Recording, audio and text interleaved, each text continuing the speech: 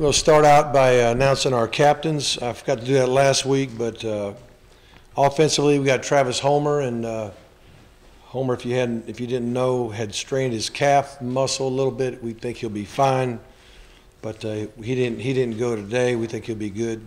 Defensively, Gerald Willis and Mike Jackson will represent as captains, and then Mike Smith on special teams. Those are our four captains for this game against Georgia Tech. Talk a little bit about them.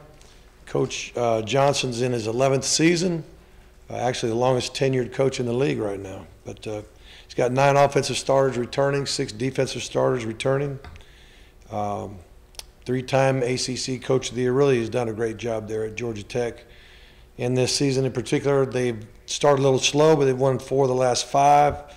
Last ball game, number 8, Oliver, at least in that game, second-team quarterback, rushed for 120 yards and 2 TDs, had the game-winning score. He also threw an 86-yard touchdown pass in the game. They rushed for 461 yards in the game, kind of a typical offensive performance for them, rushing somewhere around 400 yards a game, controlling the clock. But their defense is doing a good job with turnovers. They've got 20 already, and only had 10 last year, so they've doubled their number. And in this last particular game, they picked off 3 passes and scored 17 points off of those turnovers. So they did a great job there. Their offense in general, scoring 38 points a game. They're first in the nation in rushing, 377 per game. Average time of possession, 34 minutes, 28 seconds. First in the conference, 5th in the country, time of possession. They have outscored their opponents in the second half, 71 points this year. Oliver leads the team. They're number 8 there, with rushing 780 yards and 12 touchdowns. Their leading running back rusher is Mason, number 24. He's got 600 yards and 7 touchdowns. Brad Stewart, number 83, leads their team in receptions with 11 for 146.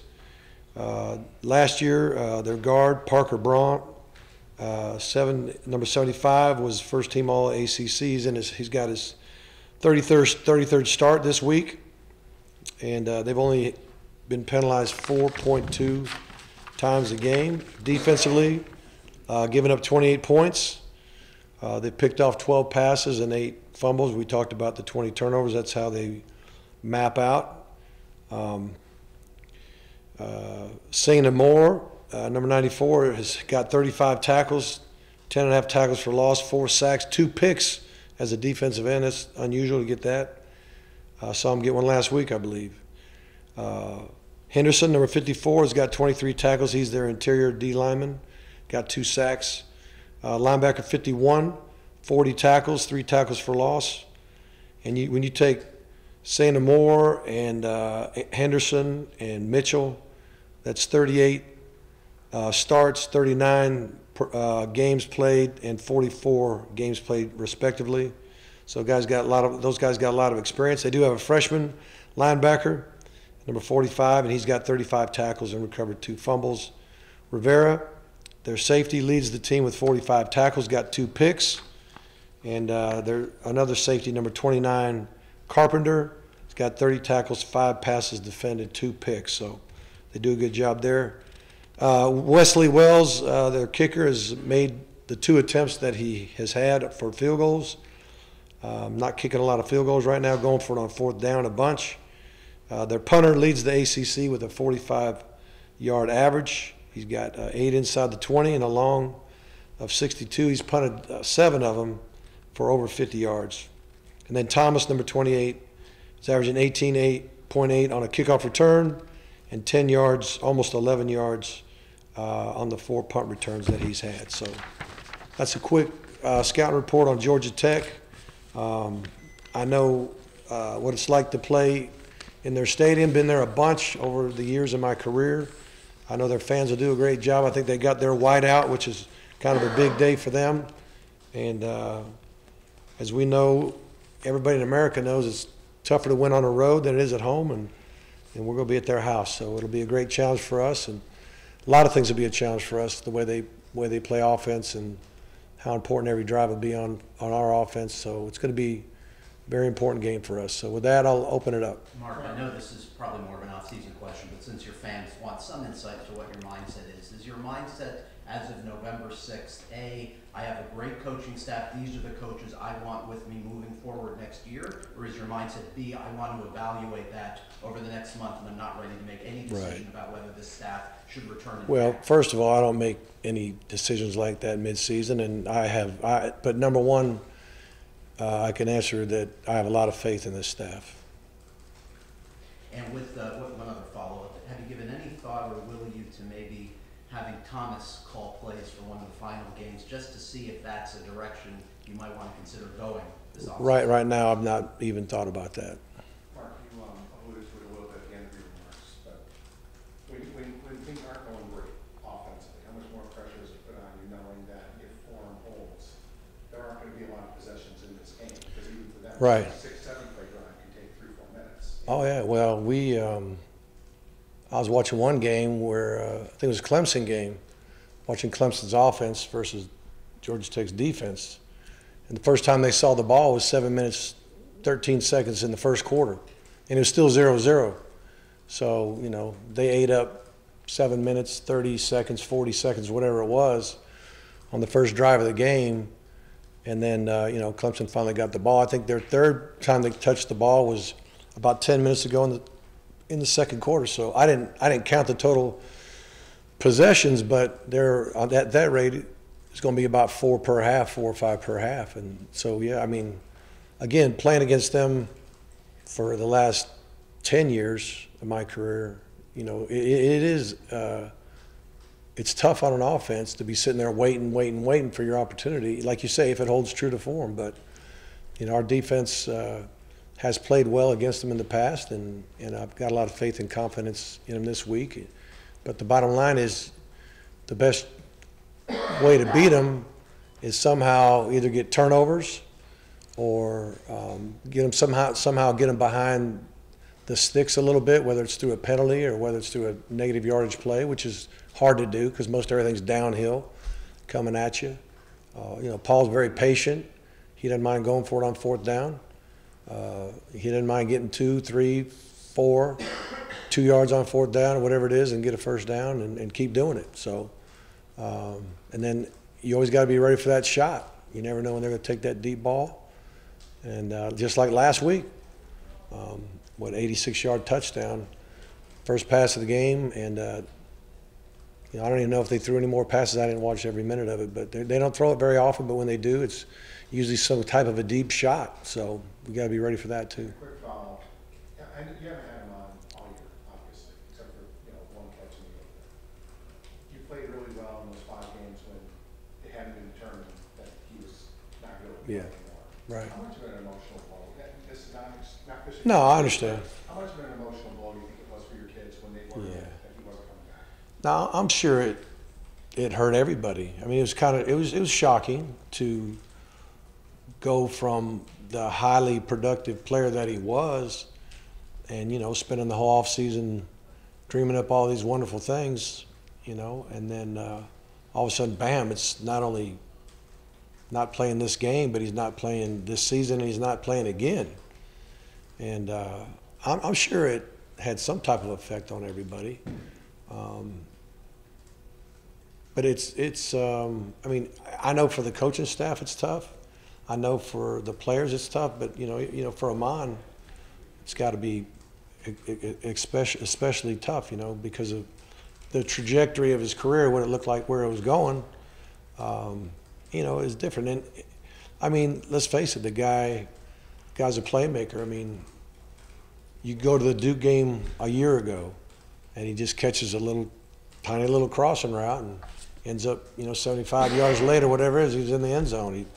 Another game against West Virginia, he caught a little hitch, and you know, most times you catch a hitch and get a couple yards, and he takes it to the house. And I think we played Virginia, and he caught a little hitch in that game, and just outraced everybody to the end zone, and all of a sudden, everybody feels better, you know. I mean, I think that West Virginia game, you know, Kai was having a rough start that day, but he threw that one little hitch to Amon. Amon broke it, and then Kai was on fire the rest of the day.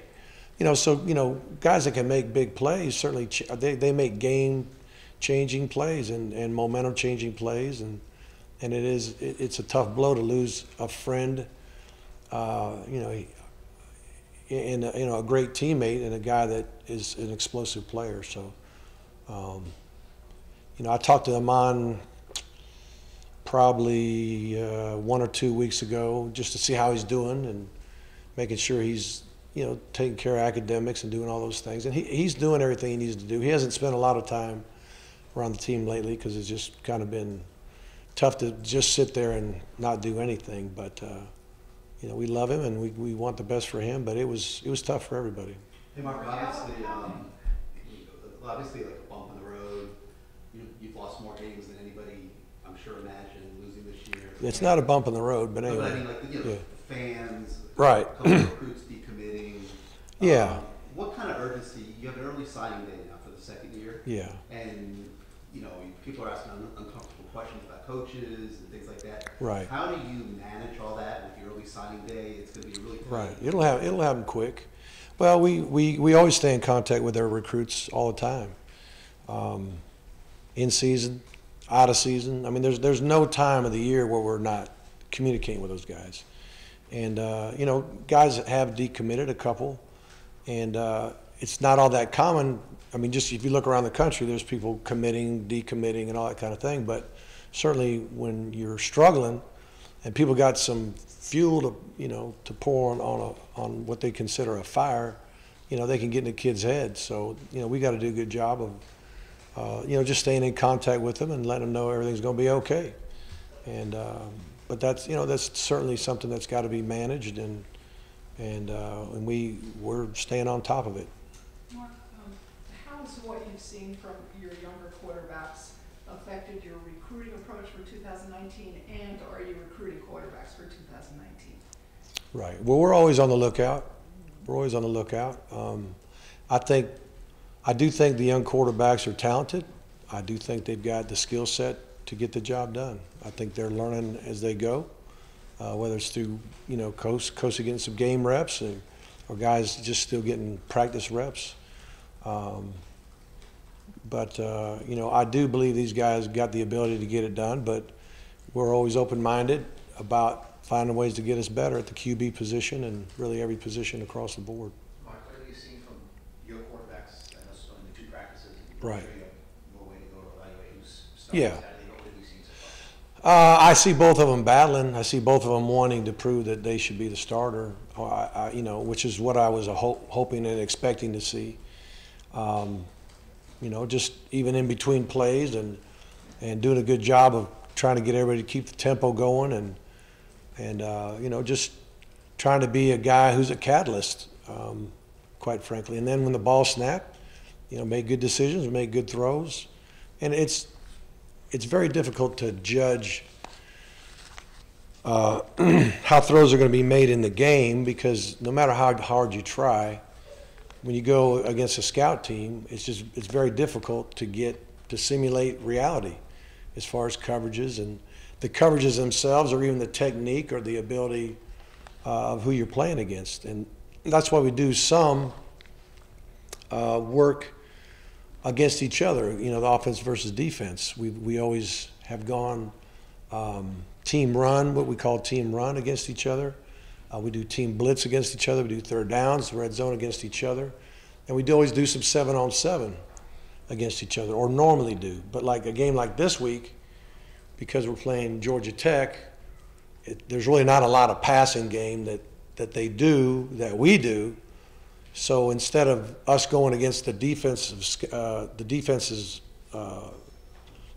backfield, basically, in 7-on-7 or pass scale, whatever you want to call it, we went against the scout team, because the scout team will give us at least the look, the picture of the coverages we'll see. And, we really couldn't offensively give them, the defense, what they needed. It was better for the scout team to give them the look in a time we normally go, fast-paced, good athletes on good athletes, and you can kind of judge what's going on. We did do team run against each other and did have a couple throws during that time. We usually mix up a throw here and there off of some play pass usually. But, you know, everything's being judged off of, you know, things that are happening versus the scout team right now. So it's a little bit hard to get a really perfect picture, but you can learn a lot, obviously, by just their body language and how they're leading and how they're taking care of their business, how they're getting their assignments right, all those things. Regardless of who plays, will you go in with the same, who starts, will you go in with the, kind of the same plan to play two, or in a game where possessions might be limited? I hadn't figured that part out yet, but it'd be tougher just to start rocking and rolling guys in there. I think we'll probably have to stick to whoever becomes a starter, unless something happens. Mark, I know you're obviously concerned most entirely about your own team, but in the Atlantic, it's been one of two teams for the last 10 years that have won it. The Coastal has obviously been, I think it's been 5 winners in 5 years. Right. With you guys last year, and the most recent, obviously. Why is, there's no division in college football that has as much parity, whether it Monson or not, as the Coastal. Why do you think that is? Well, no one has jumped out in regard to out recruiting, out developing, and the other group. It's that's where we want to become. We want to become that team that has the type of roster that can be a dominating football team. We're not there yet, obviously. And there's really good coaches out there doing good things. A lot of the teams in the Coastal, if you look at it in cycles, I think it would be safe to say that certain teams, the more mature they are, they tend to have better seasons. So it's nice to have guys that have played a bunch of ball games. It makes a difference. And we're building that, but we're not there right now. Talk about the difficulty of scout team replicating what your opponent's going to do every week, right? But how much more difficult is it for your scout team offense to replicate Georgia? Yeah, the scout team offense has got a huge job, and we allow our scout teamers to, do some cut blocks, because there's a lot of blocks below the waist. It's full speed, and if you don't practice it, you're not going to be ready. That's just all there is to it. So, how do you do it how do you practice it other than actually allow your scout team to go and try to cut? And because, the one thing I know about stopping this offense is your perimeter players must defeat blocks and get off blocks and make tackles. You can't just, coaches use the term, you can't just go 1 for 1. A guy may come to block you, and you may physically, dominate him if you choose to, but that's not going to help you make a tackle. You got to defeat a block, okay, and you got to get off of it, and you got to get somebody on the ground, because everybody's a viable option. And then you just got to have super great eye discipline in the back end too, because it's going to be run, and then fake run and launch it. And you got to be there. You got to be able to, put a guy in coverage and not let a guy run clean. So, everybody's got to defeat blocks, believe me, not just the perimeter, but the perimeter, the defensive backs, guys that are corners used to covering, have to play more like a linebacker. Safety's got to play more like a linebacker than a normal safety or coverage guy. So it's a big challenge.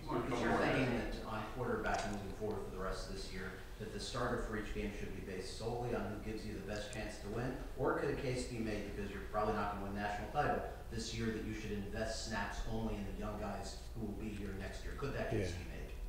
Well, people can make that case, but I'm looking to win games. That's what we're here to do, and we owe it to our seniors, and we owe it to our veterans, and we owe it to everybody. And so our thought process is to try to win these games. That's it. All right, thank you.